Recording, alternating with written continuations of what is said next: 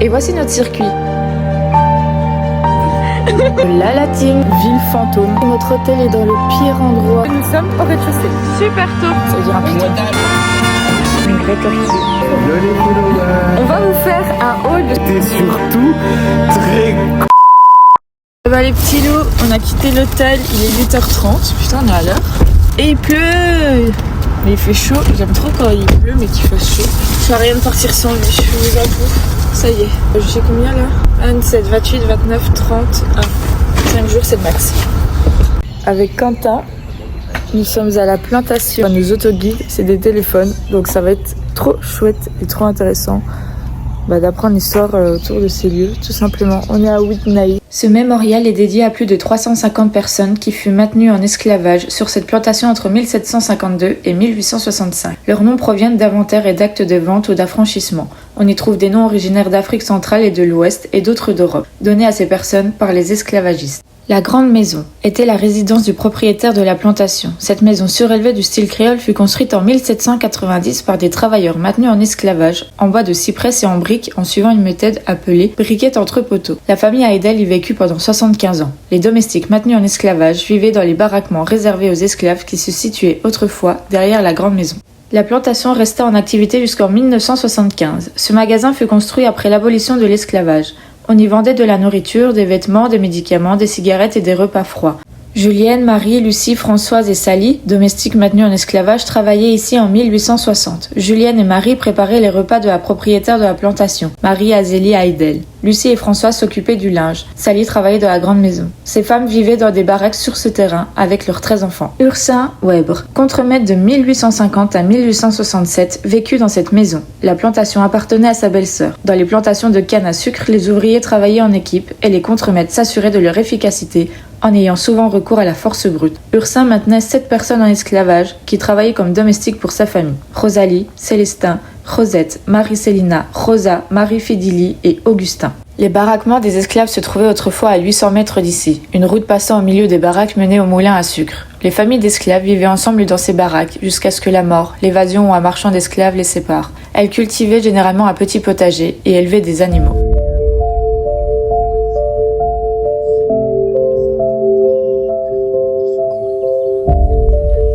Les bouilloires à sucre étaient utilisés dans le moulin pour porter le jus de canne à ébullition et à en tirer du sucre cristallisé. En 1860, Grand Lévis et Tom, respectivement âgés de 50 et 45 ans, étaient les responsables de la fabrication de sucre sur cette plantation. Green, 35 ans, travaillait sous leur ordre. Ces hommes avaient été achetés dans la région du Sud supérieur, dans le cadre du commerce d'esclaves au sein même des États-Unis. Pour cette visite poignante, nous sommes au bord de l'eau, et au bord de l'eau, il y a aussi les crocodiles. Je tiens à vous dire que la proximité avec le sol est très proche. La suite de cette visite met en avant des œuvres, des représentations d'artistes qui ont voulu mettre en avant des scènes qui se sont produites durant cette période d'esclavage, dont cette scène des têtes d'hommes sur des pics qui ont tenté d'échapper à leur sort pour devenir des hommes libres.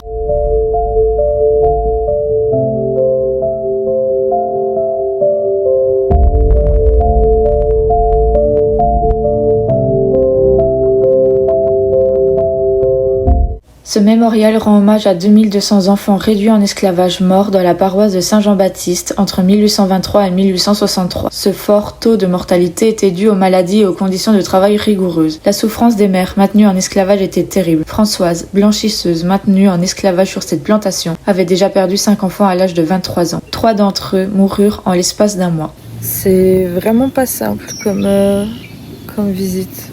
Là, je me suis posée devant ce qu'on appelle le parc des anges, où c'est plus de 2200 enfants qui sont morts dans cette plantation.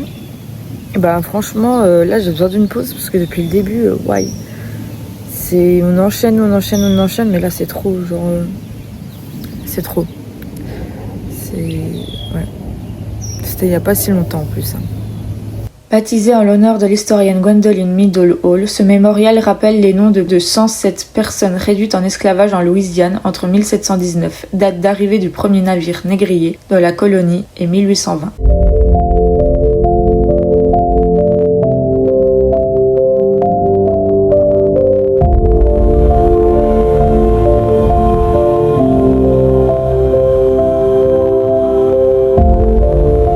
Explique ta découverte. En gros, on nous donne un petit une petite carte avec un prénom dessus avant de rentrer dans le musée, Peter Barber. Et moi j'ai vu sa carte et il est né à Charlottesville. Et Charlottesville, c'est la ville américaine qui est jumelée avec Besançon.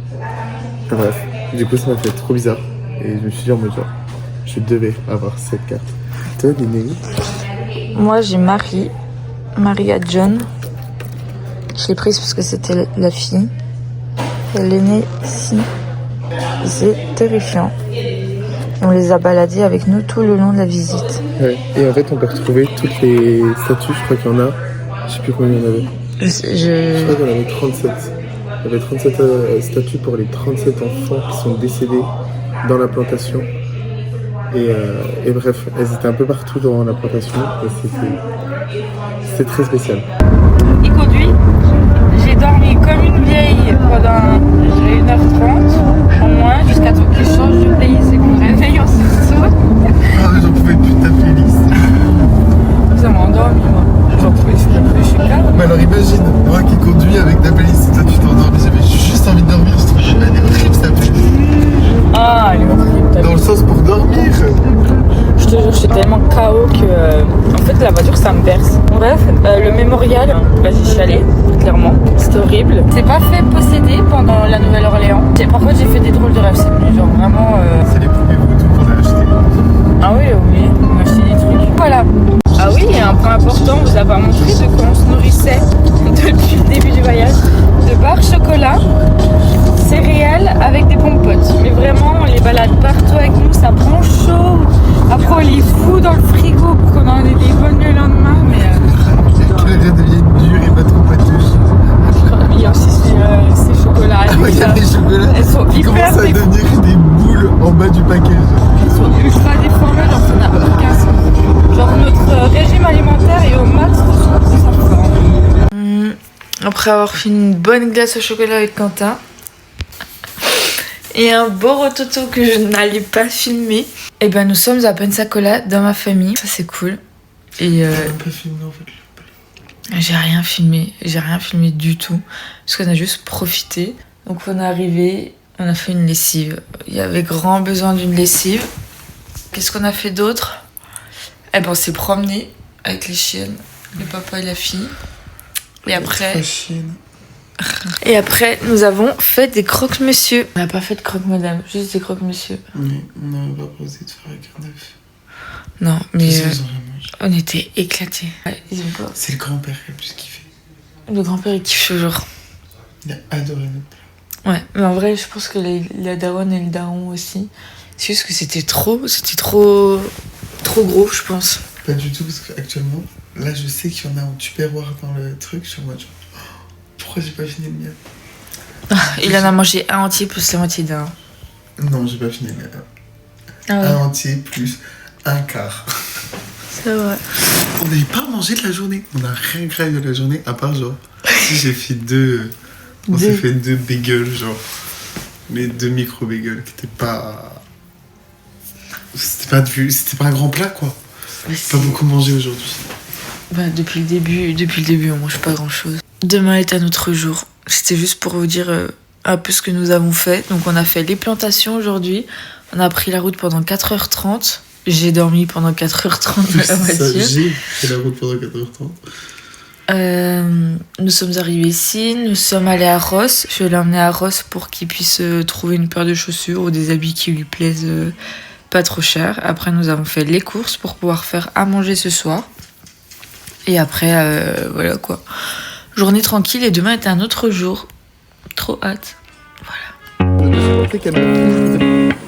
avons explosé le budget. On vient d'arriver. Incroyable.